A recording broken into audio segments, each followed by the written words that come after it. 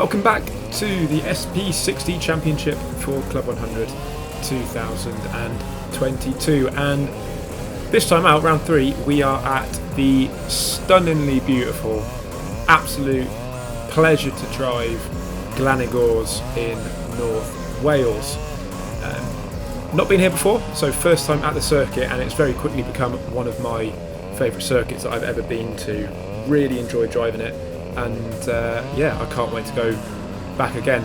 But here we are, qualified reasonably well, just outside the top 10 for the first race of the SP60, and don't get the best start in the world off the line, but we aim to catch back up on the back of Bickers in front of us. But then we kind of got nudged on through the first corner, so we ended up getting trapped on the outside and then couldn't get back across all the way up the hill. And then we've got a right-hander as we go at the top of the hill through Spoon, and then I get shown the door and had to take evasive action going across that little left-hand kink after the hairpin at the top of the hill. So absolutely no momentum as we come back down. We're losing places, hands over fist, understeer wide. Don't know if I got helped on there, but probably just me understeering, and lose 2 more places, and pretty much settles down from that point. So we're going through the compression here, the sort of really windy bit towards the end of the lap, and it's kind of settled down from this point. So a pretty horrible start.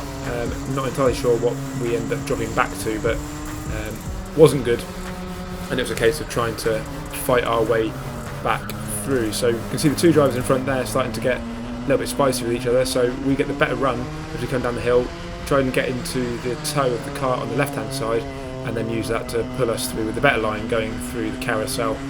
Tricky little double left-hander.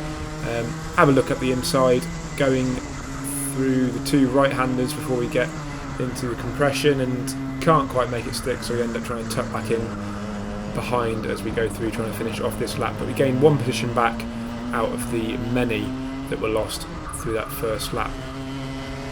Cutting forward a bit, we've got a yellow flag coming through here, and that means we can't make an overtake. Not that we were in a position to overtake as it was, but it is possible to sort of throw it up the left hand side of people as we go through there. But we get a really nice run coming off the last corner, through the first corner, and with the toe we're able to put it up the inside, or down the right hand side, not really inside the corner but inside now, and as we go to the hill, that's a move done. Wasn't really fought too hard, which was nice, meant that we could lose as little time as possible. Now we've got to try and get our head down and catch up to this group in front, who aren't battling, but they're also not helping each other out either.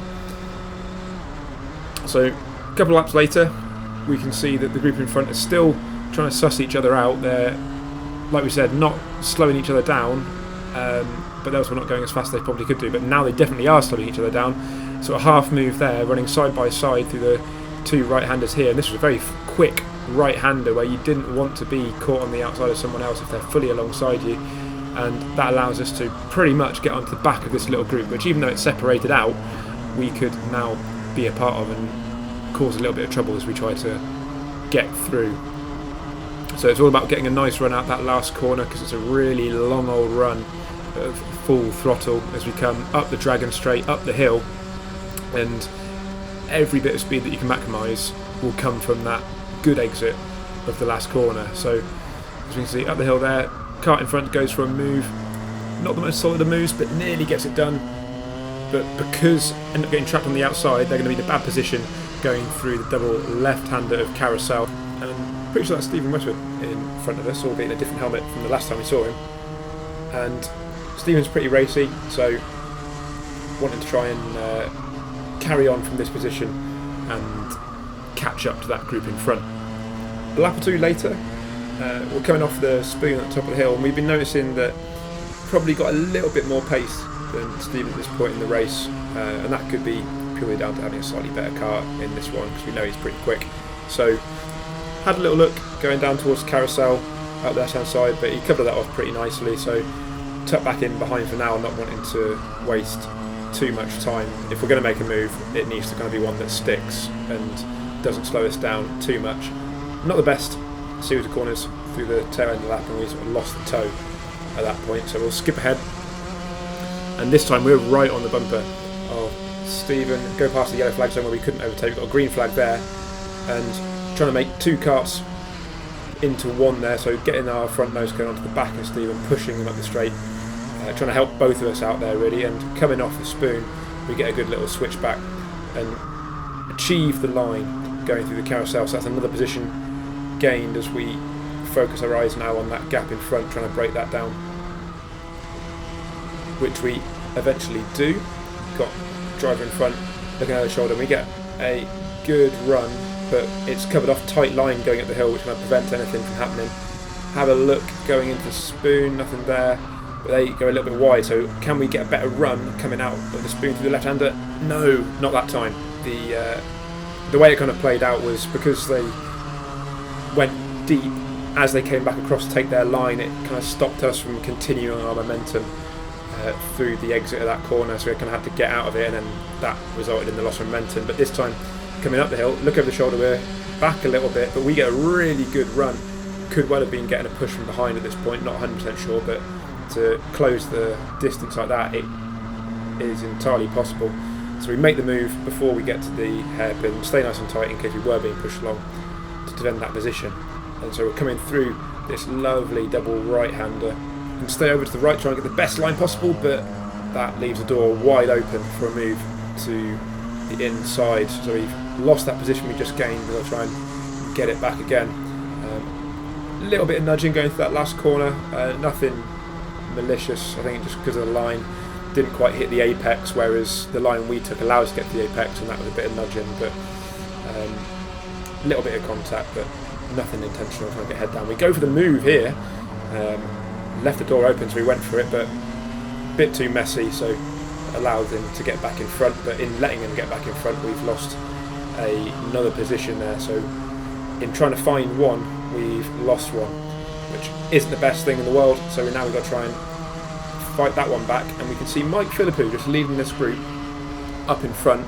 Again, very quick guy.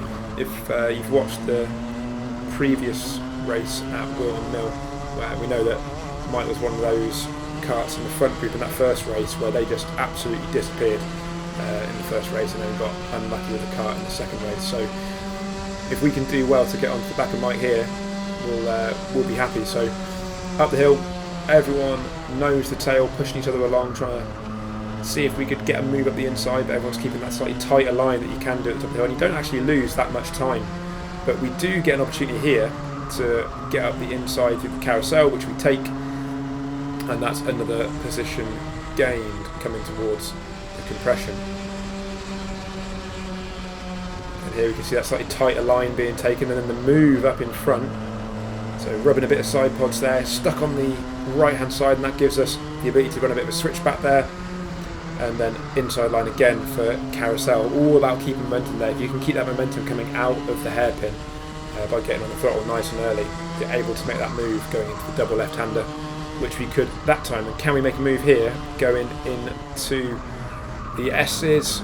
Not quite, but we are able to tuck back, and then we cut it back around, take the outside before we come towards the penultimate corner, and job done. Bit of an opportunist move there, but it works all the same, and now we can get our head down, try and get after Mike, see if we can pull ourselves along. So we can see here, the gaps come down a little bit, but it definitely wasn't progressing super quickly, and we're coming into a yellow flag zone here, so Mike prevented from being able to overtake this back marker here. That really slowed him down. Great for us. And the back marker eventually gets out of the way going to the right hand at the top of the hill, but that's really helped us get on the back of Mike. And at this stage it's well and truly the later stages of the race, and we ended up tapping Mike into the last corner there, and definitely didn't want to. At this point I wasn't 100% sure he knew I was there, so kind of wanted to keep the element of surprise, but we end up getting a much better run through the first corner, which means we can pull it up to the right hand side, get the inside for that really quick right hander going up the hill, and Mike doesn't make it too difficult for us. Again, pretty good racecraft in terms of wanting to keep that speed up.